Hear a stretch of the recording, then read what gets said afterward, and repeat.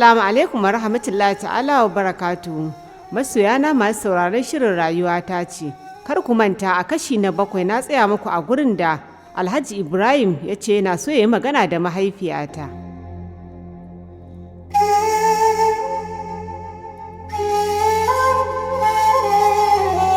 Alhaji Ibrahim ya samu guri ya zauna, mamanmu ta zauna kusa da Alhaji Ibrahim ta numfasa.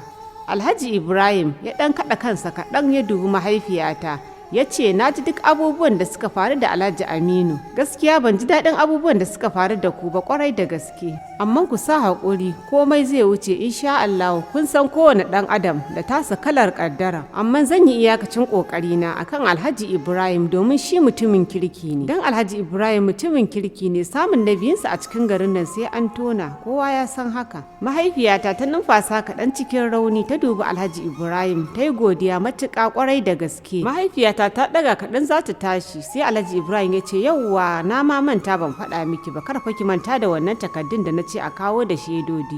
Mahaifiyata ta ce insha Allahu babu damuwa, zan yi iyakacin ƙoƙarina na samun wannan takardun da shaidodi. Ai Hajiya Sakina ta faɗa min komai. Babu abin da za mu ce maka Alhaji Ibrahim sai dai godiya, kuma Allah ya baka ikon cika alkawarin da ka ɗauka. Na gode sosai Alhaji Ibrahim, Allah Ubangiji ya sa a dace, Allah ya ba mu nasara akan abubuwan da muka sa a gaba na alkhairi. Mahaifiyata ta juyo ta yi sallama da Hajiya Sakina, cikin murna ta dawo gida.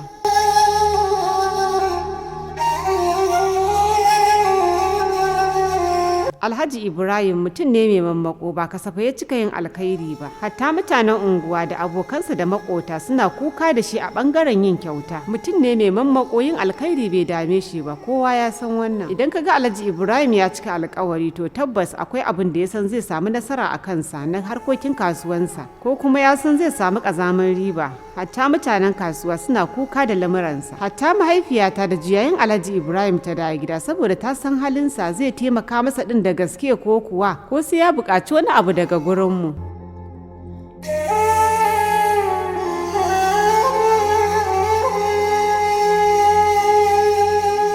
Kash masu sauraro na ku biyo mu a shiri na gaba ku ji shin Alhaji Ibrahim zai taimake mu da gaske ko kuwa. To sai ku biyo ni a shiri na 9 ku ji ya ta kasance. Ta ku har kullun Aisha Shu'aibu Gagaraba Dorayi. Masoya na kar ku manta da danna min subscribing tare da alaman kararrawa domin samun shirye-shirye na masu faɗakarwa da wa'azantarwa. Ku bibiyi channel ɗina mai suna Gagaraba Hausa TV.